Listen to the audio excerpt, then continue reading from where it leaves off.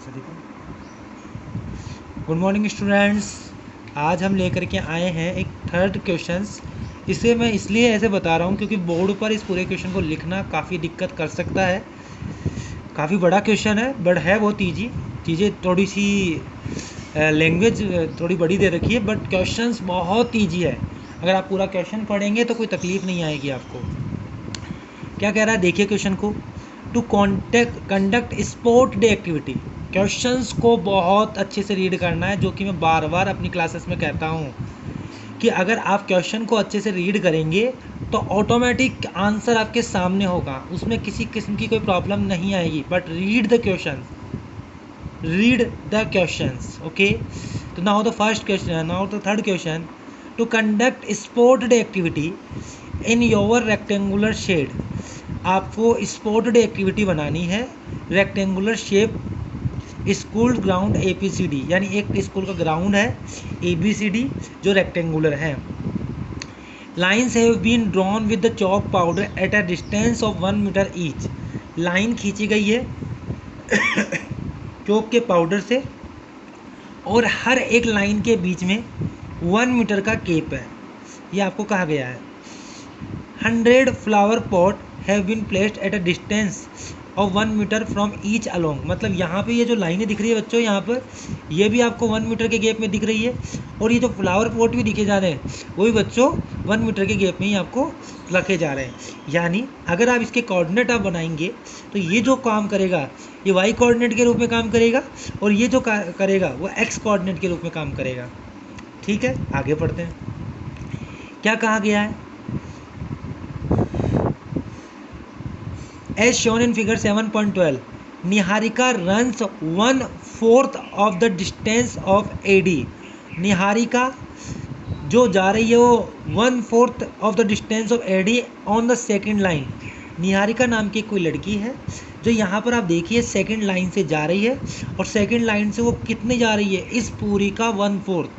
अभी स्टूडेंट अभी हमने आपको बताया था कि यहाँ पर 100 फ्लावर पॉट रखे हुए हैं 1 मीटर के गैप में। तो आप ये बताइए अगर 1 मीटर के गैप में 100 फ्लावर पॉट रखे हुए हैं, इसका मतलब है यहाँ से यहाँ तक की डिस्टेंस कितनी दे रखी होगी। अगर आप देखना चाहें तो यहाँ से यहाँ तक की डिस्टेंस होगी 100 मीटर। मैं दोबारा बोलना चाहूँगा, दोबारा सुन लें। 1 मीटर के गैप में 100 फ्लावर पॉट रखे हुए हैं, इसका मतलब है यहाँ से यहाँ तक की कितनी डिस्टेंस होगी 100 मीटर। और निहारिका नाम की लड़की इस पूरी में से 100 मीटर का 1/4 दौड़ चुकी है, डिस्टेंस उसने कवर कर लिया है। तो बच्चों अगर आप लोग देखें तो यहाँ पर मैंने एक हल्का सा डायग्राम बनाया है, आपको बड़ा मजा आएगा देखते हुए। आपको बताया मैंने कि यहाँ से यहाँ तक की जो डिस्टेंस है वो 100 मीटर है, यानी y कोऑर्डिनेट का अगर हम डिस्टेंस बोले तो वो 100 मीटर है बच्चों। और यहाँ पर x ऑर्डिनेट की बात करें तो वो आपके पास 10 है 1 2 3। अब निहारिका सेकंड लाइन पर रन कर रही है। निहारिका कौन सी लाइन पर रन कर रही है? सेकंड लाइन पर। तो आप अगर देखें x पे कितना चल रहा है, ये x एक्सिस हो गया और ये y हो गया, तो x पे कितना चला 1 और 2, 1 और 2। यानी x कोऑर्डिनेट अगर आपसे कोई पूछ ले x और y में, अगर x कोई पूछे तो आप बताओगे 2 चला, x पे तो 2 चला ना, देखो 1 और 2। और y कितना है? टोटल 100 है, टोटल 100 है। 100 का कितना चला है 1/4, यानी 100 का 1/4 कितना होगा बच्चों 100 × 1/4 यानी 25। तो ये निहारिका जिस जगह आज खड़ी है उसके x की वैल्यू आ रही है 2 और y की वैल्यू आ रही है 25। निहारिका जिस जगह खड़ी है बच्चों उसमें x की वैल्यू तो आ रही है 2 और y की वैल्यू आ रही है 25, क्योंकि x पे तो कितना 2 है और y पर ये पूरा 100 है, उसका 1/4 है। ठीक है, आगे पढ़ते हैं। Preeti runs 1/5 at the distance of AD and on the at line. वही बात, अगर x एक्सिस पे देखा जाए तो x एक्सिस पे 1 2 3 4 ये 8th लाइन पर है, तो x की वैल्यू कितनी आएगी 8, x की वैल्यू कितनी 8। और अगर हम बात करें पूरा 100 है तो उसने तो 1/4 रन किया था और इसने 1/5 रन किया है। तो बच्चों अगर आपसे कोई पूछे कि अगर आपको बताना हो कौन प्रीत तो प्रीत अगर इस जगह खड़ी है तो अगर आपसे पूछे इस जगह के पॉइंट बताओ तो आप बताओगे x की वैल्यू तो होगी 8। x की वैल्यू 8 क्यों होगी? क्योंकि ये यहाँ से काउंट करते करते 8 पर आ रहा है। किस पर आ रही है, एट्थ लाइन पे चल रही है, ऑन एट्थ लाइन पढ़ा होगा आपने। उसके बाद 1/5 तो डिस्टेंस, यहाँ से यहाँ तक की डिस्टेंस 100 थी, उसका 1/5 कितना होगा, 100 इंटू 1/5 कितना होगा बच्चों, 20। इस तरीके से क्या आप लोग निहारिका के और प्रीत के कोऑर्डिनेट पता कर पा रहे हैं। निहारिका के जो कोऑर्डिनेट आ रहे हैं वो 2,25 आ रहा है, प्रीत के जो कोऑर्डिनेट आ रहे हैं वो 8,20 आ रहे हैं। अब इसमें पहला क्वेश्चन क्या पूछा है, अब आपको बहुत इजी रहेगा क्वेश्चन निकालना, क्योंकि क्वेश्चन की जो रूपरेखा थी वो मैंने आपके सामने प्रिपेयर कर दी है। क्या बोला है आप लोग देखिएगा,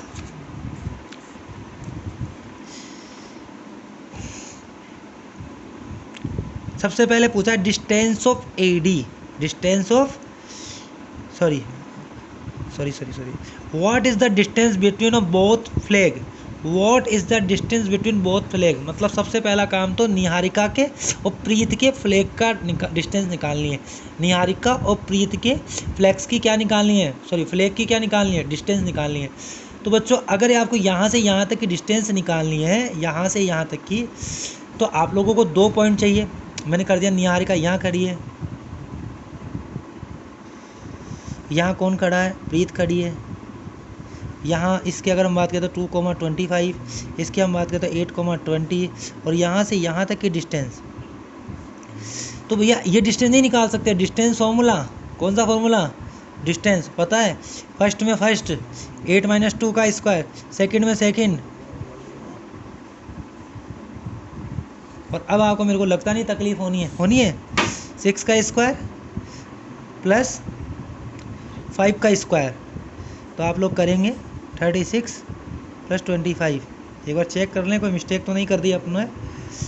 देखिए 20 से 25 यानी डिफरेंस 5 का स्क्वायर, बिल्कुल सही कर रहे हैं, और 8 और 2 तो यानी 6, 36। नाउ एडिशन कीजिए, 25 और 36 को ऐड करेंगे तो 1 और 61, यानी अगर आपसे कोई पूछे या तो बच्चों आपने देखा निहारिका और प्रीत के बीच का डिस्टेंस कितना आएगा, √61 मीटर। समझ पा रहे हैं, बिल्कुल ईजी क्वेश्चन है, कोई तकलीफ नहीं है कि भाई जहाँ निहारिका खड़ी है वहाँ के कोऑर्डिनेट हमने पता कर लिए, जहाँ प्रीत खड़ी है वहाँ के कोऑर्डिनेट पता कर लिए। एक्स कोऑर्डिनेट का मतलब है लाइन की बात हो रही है, वाई कोऑर्डिनेट का मतलब है लेंथ की बात हो रही है, लेंथ का कितना, वाई की बात करें तो लेंथ टोटल 100 थी, उसका 1/4 निहारिका ने चला तो 1/4 25 हो गया।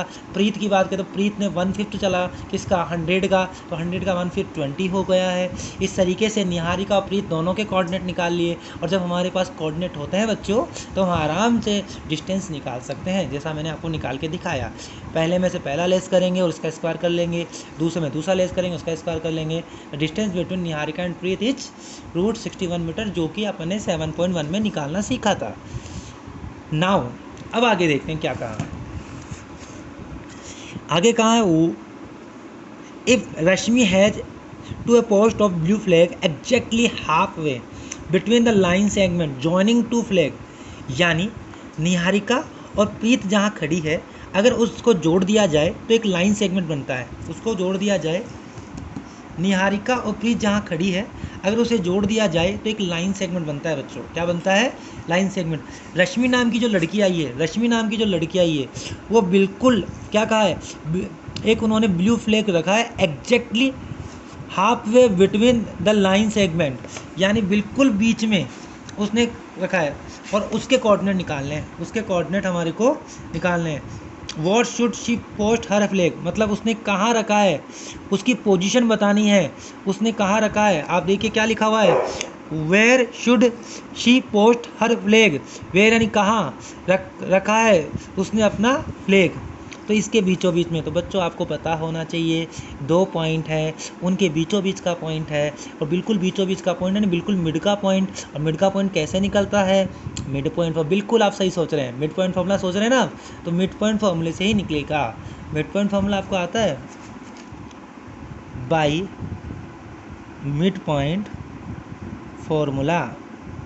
क्या करना है बच्चों, मिड पॉइंट निकालना है। मिड पॉइंट आपको पता है एक्स कैसे निकलता है, x1 + x2/2, x मतलब x के दोनों, तो यहाँ पर आप देखेंगे x1 x2 और ये बिल्कुल बीच का, इसे हमने कहा x1, इसे कहा y1, इसे कहा x2, इसे कहा y2, ये अपन क्या बोलते हैं x और y याद है।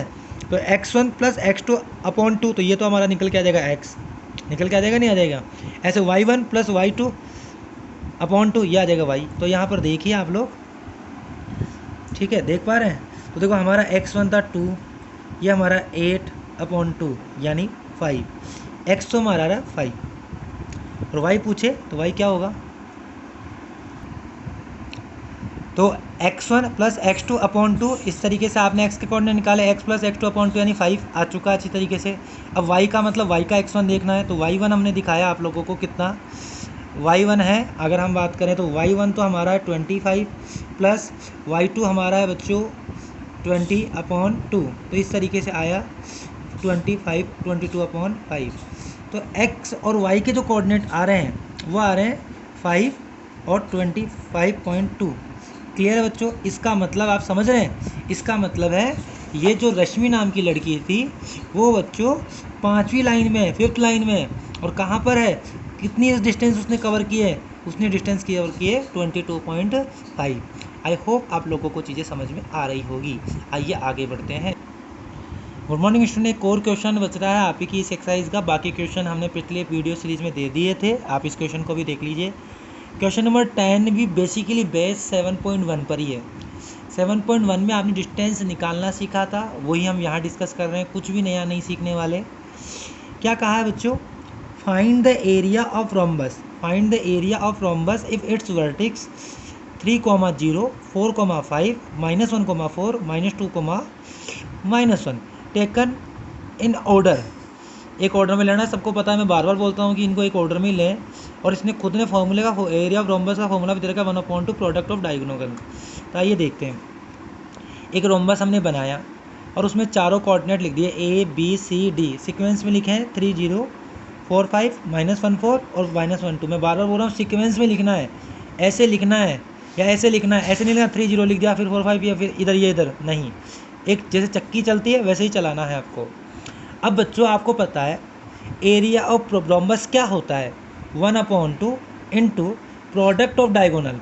यानी आपको अगर रोम्बस का एरिया निकालना है तो आपको डायगोनल निकालना पड़ेगा, लेंथ ऑफ डायगोनल निकालनी पड़ेगी।